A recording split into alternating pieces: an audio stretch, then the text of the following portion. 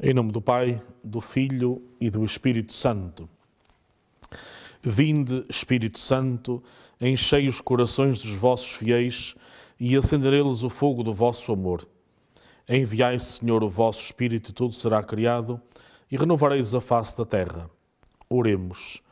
Ó Deus, que instruíste os corações dos vossos fiéis com as luzes do Espírito Santo, fazei que apreciemos retamente todas as coisas segundo o mesmo Espírito e gozemos sempre da sua consolação, por Cristo, Senhor nosso. Amém. Ave Maria, cheia de graça, o Senhor é convosco, bendita sois vós entre as mulheres, bendito é o fruto do vosso ventre, Jesus.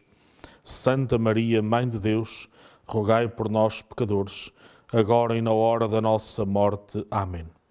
Glória ao Pai, e ao Filho, e ao Espírito Santo, como era no princípio, agora e sempre. Amém.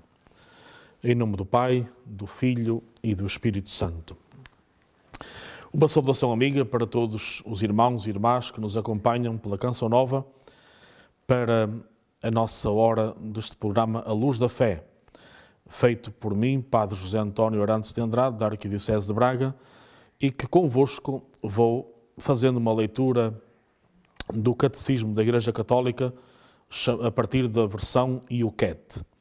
Como podeis ver, diante de nós está também um conjunto de livros desta mesma coleção Yucat, onde desde os jovens, crianças e também para nós adultos, seja possível aprofundar a nossa fé e dar, como diz São Pedro, podermos dar razões vivas da nossa fé. Se não conhecermos, não poderíamos também testemunhar. Então, todos estes livros têm essa finalidade, ajudar-nos a perceber as verdades principais da fé.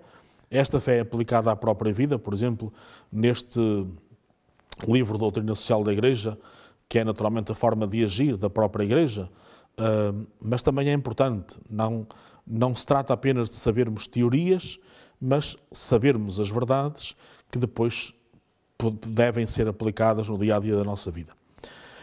Como bem nos lembramos, no último programa estamos a falar sobre Jesus Cristo, dentro do Credo, o grande primeiro capítulo que foi sobre Deus Pai.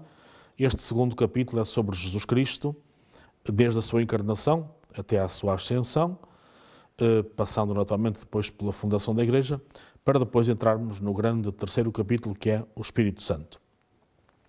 Sobre Jesus, naturalmente muito há a dizer, porque Ele continua hoje connosco, está vivo, como nos prometeu no Evangelho de São Mateus, estarei convosco até ao fim dos tempos. Portanto, não estamos a falar de alguém do passado, mas estamos a falar de Jesus, o Deus vivo e presente no meio de nós. E sabemos que esta vida de Jesus, em termos de vida histórica, antes naturalmente de fundar a Igreja, ela é uma vida de pedagogia, e por isso já falámos no tempo oculto, da vida oculta de Jesus e o que ela representa para nós. Falámos também da sua presença histórica a partir do momento do seu batismo e o que ele também representa para nós e a lição que Jesus nos quer dar com isso. O facto de também ser tentado, como nós também somos tentados, e agora sabermos que já se aproxima de Jerusalém, e como se diz no Evangelho de São Lucas, Jesus tomou a firme decisão de ir para Jerusalém. Este ir para Jerusalém não era apenas uma ida normal, habitual, como todos os judeus faziam e continuam a fazer por altura da Páscoa. A Páscoa dos judeus, como sabemos, é sempre a comemoração da libertação do povo de Israel, que foi liberto do Egito através de Moisés, mas Jesus vai para Jerusalém, apesar de ir lá todos os anos, vai agora muito determinado a dar a vida por nós. E por isso já tinha escolhido os apóstolos, naturalmente, já os tinha ido preparando ao longo dos 3 anos.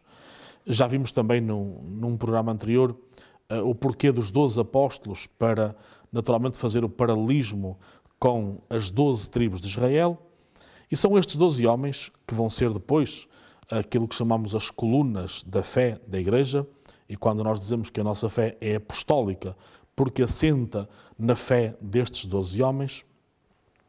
Mas Jesus sabia muito bem que tudo o que lhes ia dizendo, e tudo o que eles viam também, os milagres, as catequeses, Naturalmente era importante, e por isso é que Jesus acompanhava permanentemente estes 12, e até mesmo em casa explicava-lhes em pormenor muitas parábolas, naturalmente dialogava com eles.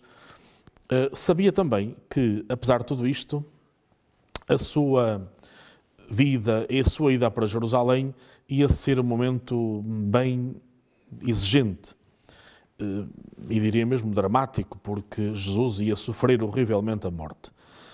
E por isso vai anunciando. Nós encontramos particularmente nos Evangelhos sinóticos, São Mateus, São Marcos e São Lucas, esta presença nos vários textos, aquilo que chamamos os 3 anúncios da paixão de Jesus. Paixão e morte. E naturalmente a ressurreição, isto é, o anúncio, isto é, Jesus vai preparando as pessoas, vai preparando os apóstolos para esse acontecimento. Mas naturalmente, e é importante também colocarmos um bocadinho na pele dos apóstolos, eles nunca imaginavam que Jesus, que era de facto uma pessoa excepcional, pelo bem que fazia, pela forma como falava, pela presença de serenidade que transmitia sempre, que pudesse ser morto. Portanto, era uma coisa que não estava, digamos, nos planos dos apóstolos, não era compreensível. De tal forma que Jesus, que vai dizendo várias vezes, portanto vai preparando, não é?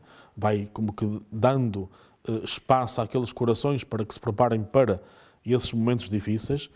Contudo, sabendo que não era suficiente, Jesus quer mostrar-lhes agora, numa espécie de flash, aquilo que seria não apenas o sofrimento, mas a ressurreição. Isto é, o que ele ia passar em Jerusalém era dramático, mas o que vinha depois era muito mais belo.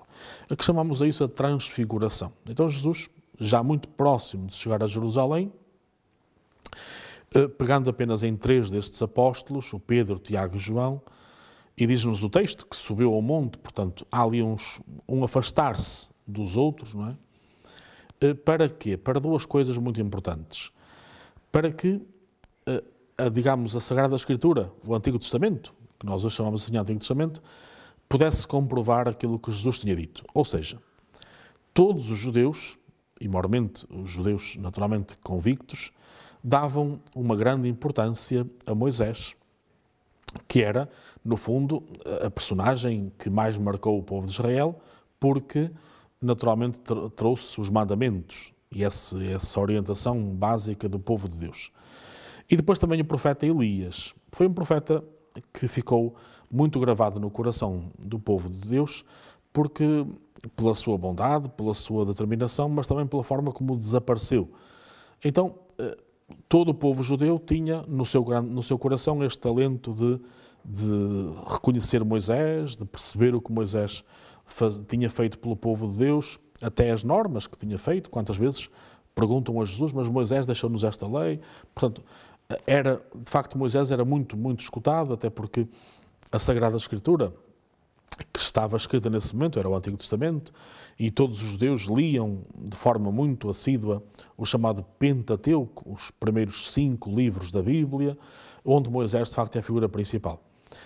E depois o profeta, que simbolizava os 18 profetas. Não é? Os profetas foram sempre aqueles homens que, ao longo daqueles séculos, sempre falaram em nome de Deus, sempre prepararam o coração do povo de Deus para acolher essa mensagem de Deus, naturalmente tendo 2 palavras de ordem: anunciar Deus e denunciar as injustiças.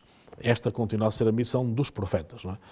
Denunciar o mal, salvaguardando a pessoa, digamos, pelo respeito e pela dignidade que a pessoa sempre merece, mas naturalmente denunciando sempre as injustiças e o mal e anunciando sempre o bem. Portanto, o profeta não é, tanto como às vezes as pessoas dizem vulgarmente, aquele que anuncia desgraças ou aquele que prevê desgraças. Não. O profeta, em primeiro lugar, é aquele que fala em nome de Deus. E por isso é que nós, pelo batismo, somos também profetas. E depois também aquele que denuncia as injustiças que prejudicam o ser humano. Mas então estes 2 personagens, Moisés e Elias, estavam de facto muito marcados no coração do povo de Deus e também, naturalmente, nos apóstolos. E por isso Jesus, neste momento em que se retira, em que sobe um pouco este sentido de subir, como sabemos na Bíblia, a ideia de monte, de altura, significa proximidade com Deus, não é? Daí que também ao longo da história da Igreja nós vejamos capelas, santuários, igrejas no cimo dos montes. Foi sempre uma ideia que o povo de Deus foi alimentando, de que o cimo do monte nos dá a sensação de proximidade com Deus, não é? Já nessa altura também esta subida, este estar num alto, também tem esta vertente da proximidade maior com Deus. E eis que a luminosidade que se vê, a beleza que se contempla naquele momento é tão inaudita que o próprio Pedro diz, como é bom estarmos aqui, não é? Naquele ar de admiração, pronto, de quem, como Pedro, que era um homem muito sincero, muito autêntico. E porquê? Porque, de facto, o que ele vislumbra, ele e os outros, é essa beleza que será a vida gloriosa. E, simultaneamente, também ouvem e veem Elias e Moisés a fazer o quê? A confirmar exatamente aquilo que Jesus tinha dito. Ou seja, era importante para estes apóstolos que o que Jesus diz estava já anunciado por Moisés e pelos profetas.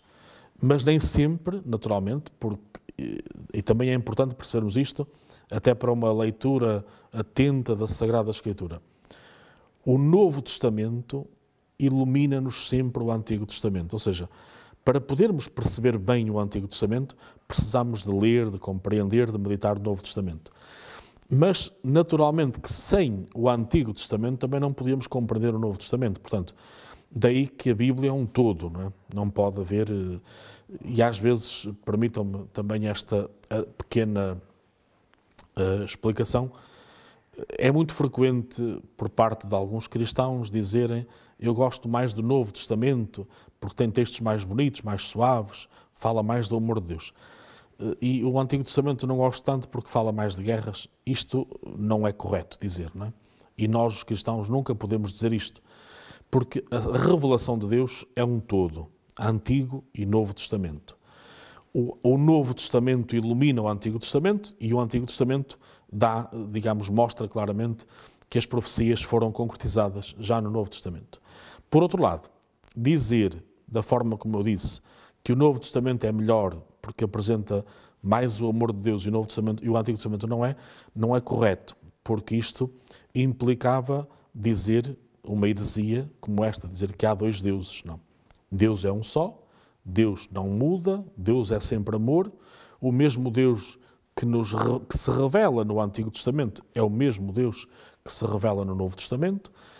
Simplesmente a ideia, as imagens que o povo de Deus tem, a mentalidade, a cultura do Antigo Testamento é diferente da do Novo Testamento, como aliás agora no tempo da Igreja também a cultura é diferente, a mentalidade é diferente.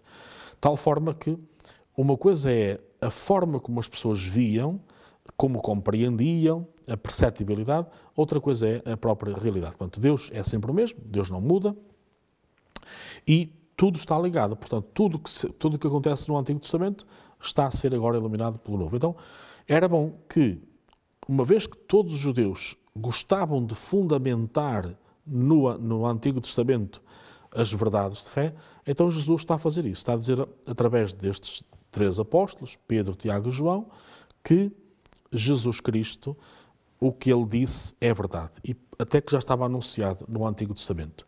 Ele, em Jerusalém, vai sofrer muito, vai ser morto, mas ao terceiro dia vai ressuscitar. Reparem, então o que é que se dá aqui na Transfiguração? Exatamente a confirmação de que tudo o que Jesus disse acerca de Jerusalém é verdade, o que vai acontecer com Jesus, mas mais do que isso, já se consegue antever a beleza da vida após esse sofrimento. Ou seja, era bom que no coração dos apóstolos não ficasse aquela ideia só de sofrimento, só de mágoa, só de, deixamos dizer entre aspas, de terror, mas viesse também a imagem do que vinha depois disso, que é a beleza da ressurreição. E por isso, Jesus, depois desse flash, há uma voz de Deus, como que Deus a confirmar mais uma vez o que tinha acontecido no batismo. Este é o meu filho, escutai-o. Não é? Reparem a importância de confirmar que é preciso escutar. Já não diz apenas este é o meu filho, como disse no batismo, mas é preciso escutar Jesus. Este é o grande desafio também dos dias de hoje, escutar aquilo que Jesus diz. Diz, não disse apenas, diz, não é? Porque Ele continua a dizer hoje, continua a dizer a mim, a cada um de nós, exatamente que é preciso passarmos pela cruz para chegarmos à glória da ressurreição. Então, o acontecimento da transfiguração é exatamente esse momento marcante que nos ajuda a compreender este grande momento que foi o porquê da encarnação de Jesus, da vinda dele ao mundo. Então, em Jerusalém, aquilo que vai acontecer depois é o seu julgamento e a sua morte. E há uma pergunta que se faz: Jesus sabia que ia morrer quando entrou em Jerusalém? Sim, sem dúvida nenhuma que sim. Por isso mesmo acabei agora de sublinhar que ele anuncia por 3 vezes isso mesmo. Portanto, ninguém tinha essa percepção, mas Jesus sabia claramente que em Jerusalém ia ser maltratado, ia ser morto, mas ao 3º dia havia de ressuscitar. Este anúncio, aquilo que chamamos o querigma, não é? O principal anúncio da nossa fé, passa por aqui. Jesus que sofre, que morre, mas ressuscita. Então, nada acontece ao acaso. Aliás, como sempre, Deus não é de acasos, não é de improvisos, não é? Deus tem tudo preparado, planeado, com muita antecedência, porque Deus faz tudo por amor. Deus nunca se limita a improvisar nada. Porquê que escolheu Jesus a ocasião da festa da Páscoa judaica para a sua morte e ressurreição? Naturalmente, por um lado, era normal que todos os judeus fossem a Jerusalém celebrar a Páscoa. E essa Páscoa, como já aludi há momentos, é a celebração, para os judeus, da libertação de um tempo de escravidão, entenda-se, o tempo em que o povo de Deus, que ia para o Egito como imigrante, com muita normalidade, como acontece hoje com os nossos imigrantes, que vão para outros países procurando melhores condições de vida, mas esta ida para o Egito depois mudou-se, este povo de Deus, este povo hebreu, deixa de ser um povo imigrante e por vontade do faraó passam a ser escravos. E a escravatura, dita neste sentido, nunca é boa, não é? Porque pessoa que não tem direitos, só tem deveres, não é uma pessoa feliz. Ora, este povo, e particularmente dentro do Egito, o povo hebreu, não tinha mais direitos, só tinha deveres. Então Deus, no seu coração grande, no seu amor misericordioso, envia Moisés, que até tinha nascido exatamente lá, tinha sido criado na casa de Faraó, para ser o grande libertador. Então o povo de Israel grava sempre, tem esta imagem, esta libertação dos seus antepassados muito gravada, e todos os anos querem celebrar este acontecimento e querem torná-lo presente, até com uma grande ceia, onde eles explicam, sempre o ancião explica a toda a família, particularmente aos mais novos, o porquê daquela ceia. Era importante então que agora a Páscoa de Jesus se desse nessa Páscoa. Porquê? Porque a Páscoa de Jesus, que significa também passagem da morte para a vida, significa exatamente a passagem do pecado para a vida da graça. Ora, se o povo de Israel foi escravo no Egito, o povo de Deus que somos nós hoje, o povo da Igreja, somos escravos do pecado. A única forma de passarmos para a graça de Deus é morrer para o pecado. Ora, a Páscoa de Jesus Cristo vai ser exatamente esse morrer na cruz, em vez de cada um de nós, porque nós é que somos pecadores. Portanto, é Ele que assume a nossa condição humana, o nosso pecado, para dar a vida por nós, para ressuscitar, para nos mostrar que, para chegarmos à vida em plenitude, à vida eterna, precisamos de morrer para o pecado. Atenção que na Sagrada Escritura a palavra morte significa o afastamento de Deus, ficar afastado de Deus. Mas a morte biológica não tem a ver com isso. A morte biológica é o fim da nossa etapa terrena nesta vida, mas para continuarmos depois na vida em Deus, na proximidade com Deus, na dimensão gloriosa da vida. Mas para que depois da morte biológica possamos permanecer com Deus, depois, independentemente de entrarmos logo na comunhão com Deus após a morte ou passarmos por um tempo de purificação que chamamos de purgatório, dizia, independentemente disso, para chegarmos até aqui, ou passando pelo purgatório, ou indo diretamente para Deus, é preciso morrer para o pecado.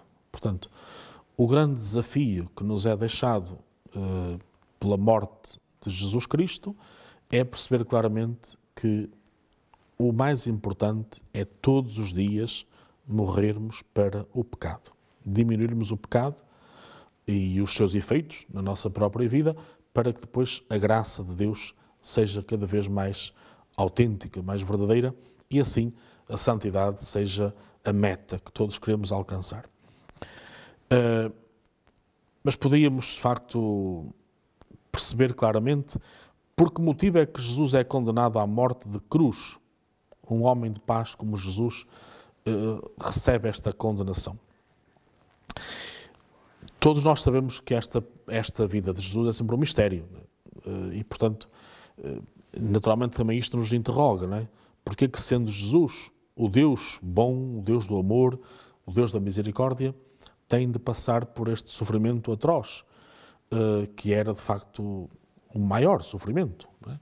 Ser pregado numa cruz, ainda vivo, para depois o corpo suspenso nessa cruz morrer, asfixiar, esvair-se em sangue e Jesus morrer.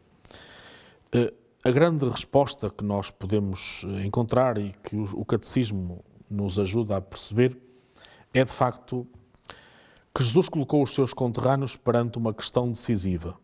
Ou ele agia com total poder divino, ou não passava de um vigarista, blasfemo e fora da lei, que segundo a lei devia ser levado à justiça. Ou seja, em múltiplos sentidos, Jesus era uma singular provocação ao judaísmo tradicional do seu tempo. Perdoou pecados quando só Deus é que podia perdoar os pecados. Portanto, para os judeus, esta ideia de perdoar pecados da parte de Jesus era um bocadinho estranha, porque eles sabiam que só Deus podia perdoar os pecados, não é? Relativizou o preceito do sábado este ano. Jesus mostrou que o sábado é importante, sim, o dia do Senhor, mas não é para tornar o homem escravo, não é? Se estivesse doente não se podia ser tratado, se passasse fome não podia tratar dos alimentos. Portanto, Jesus mostrou que não era tanto isso que importava a Deus. E finalmente expôs-se à suspeita de blasfémia, atraiu a si a censura de ser falso profeta, a lei previa a pena capital de todos os delitos. Portanto, reparem, Jesus não fez nenhum mal, é evidente, não é? Simplesmente, dentro da conjuntura judaica, não é? Da religião judaica, Jesus como que saía um pouco para fora, não é? Fazia coisas que eles não tinham previsto, portanto, ia um bocado, naturalmente, contra a tradição do judaísmo, diria mesmo, o tradicionalismo do judaísmo, que é diferente de tradição. Não que Jesus estivesse a fazer mal, evidentemente, não é? Mas estava-lhes a mostrar que as tradições com letra pequena que eles tinham não estavam totalmente corretas, tinham que ser corrigidas, tinham que ser naturalmente purificadas, porque o que importava era sempre a dignidade da pessoa humana. Então, sabendo que para os judeus Jesus como que sai deste esquema, não é? E portanto provoca um tal escândalo de perdoar os pecados, de relativizar o sábado, de não viver como eles, acaba por provocar então nos judeus essa revolta, pelo menos em alguns judeus, logicamente, já vamos ver a seguir que não é em todos, esse desejo de o matarem, não é? Então, reparem, Jesus é condenado à pior forma de morte porque não encaixou no quadro, nas ideias, nos objetivos do povo, da religião judaica, digamos, sobretudo os fariseus, que eram os principais responsáveis. Caríssimos amigos, estas verdades de fé que nós vamos sublinhando é apenas para tomarmos consciência da necessidade também de meditarmos na nossa própria vida esta ação de Jesus, o que Ele fez historicamente por nós, mas o que Ele faz, porque iremos ver depois que esta presença, esta atualização continua hoje na nossa vida através da Eucaristia. Quero deixar-vos com uma bênção de Deus para continuemos, semana após semana, a reler o Catecismo, a percebermos também estas verdades de fé e a vermos como podemos agir hoje para que não se repitam estes erros, concretamente esta condenação não só de Jesus, mas tantas vezes tantos inocentes que acontecem no mundo, mas para que nós sejamos mais imagem de Jesus. Conhecê-lo para sermos sua imagem, para o imitarmos, diríamos assim. Então, fiquem bem com a graça de Deus e peço para vós também a bênção do Senhor para que esta semana seja naturalmente uma semana cheia de amor, deste consolo de Deus, desta luz de Deus, desta paz de Deus. O Senhor derrame sobre todos nós a sua bênção, em nome do Pai, do Filho e do Espírito Santo.